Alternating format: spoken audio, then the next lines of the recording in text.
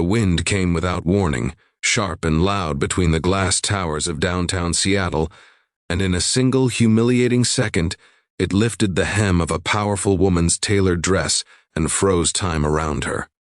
Phones were already in the air, whispers rising, eyes locking onto the moment with cruel curiosity. She was a CEO, confident and respected just seconds ago. Now she stood exposed to judgment, shock flickering across her face, and among the crowd, a single father carrying the weight of his entire world on tired shoulders did something no one expected, something that would change both of their lives forever. If you believe in kindness, second chances, and the quiet power of doing the right thing when no one is forcing you to, take a moment to like this video, share it with someone who needs hope, leave a comment, and subscribe to the channel. Stories like this remind us who we can be at our best. Her name was Margaret Collins, CEO of a fast-rising tech logistics company, the kind of woman whose name appeared in business magazines and conference banners across the United States. That afternoon, she had stepped out of a charity luncheon, her heels clicking against the pavement, her mind already racing toward the next board meeting. She was known for her discipline, her composure, her armor of professionalism. But armor can crack. The wind tore through the street canyon and betrayed her in front of strangers, colleagues, and cameras. Laughter rippled from one corner. Someone gasped. Someone else smirked. Margaret's face burned as she instinctively tried to steady herself, feeling smaller than she had in years.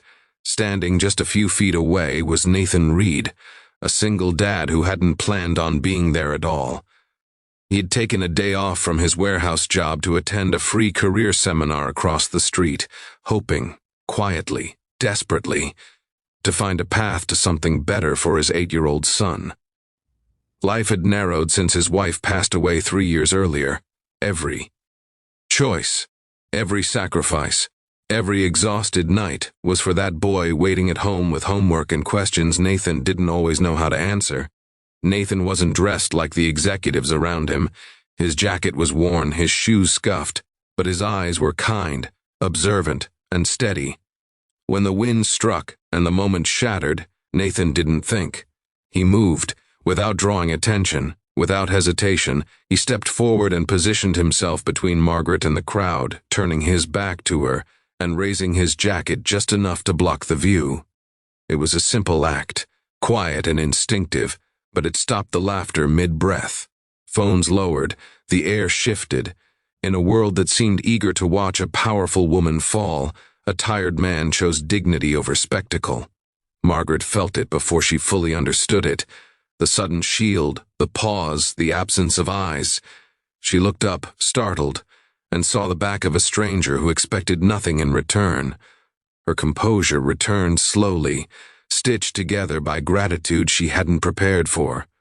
When the wind settled and the moment passed, Nathan stepped away as if nothing remarkable had happened.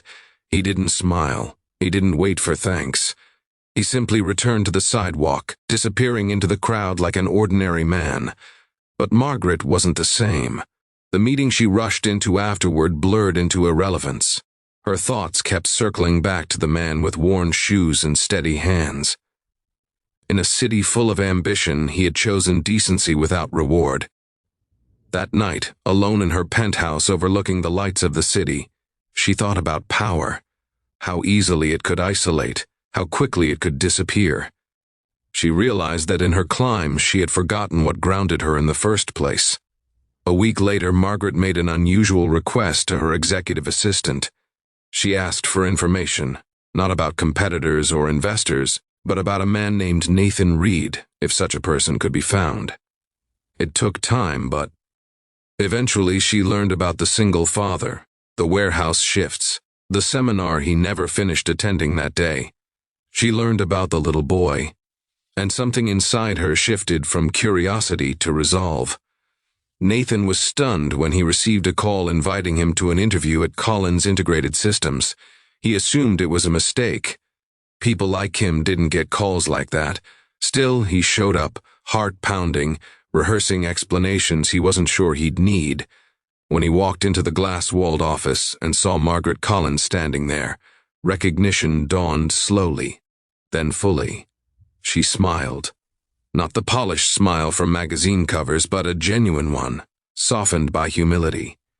The opportunity she offered wasn't charity. It was a chance. A training role within a new logistics outreach program she was launching, one aimed at hardworking parents trying to re-enter or redirect their careers. She had created it because of him, but she didn't say that outright. She didn't need to.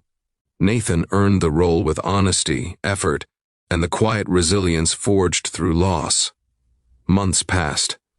Nathan's life widened. He came home earlier. He helped his son with school projects under better light, with less exhaustion. Margaret watched the program grow, watched people thrive, and felt something close to redemption. Their paths crossed often, never inappropriate, never rushed. What grew between them was respect first, deep and unspoken. The story didn't stay private. Someone who had witnessed that windy afternoon eventually shared it online, but the tone was different than expected. Instead of mockery, the video showed a man stepping in, shielding a stranger.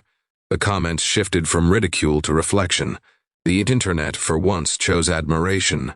News outlets picked it up, not as scandal, but as a reminder of decency. As the clip spread, people saw more than a CEO and a single dad. They saw who they wanted to be when no one was watching.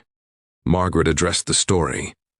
Once, briefly, in a keynote speech, speaking about leadership not as authority, but as protection.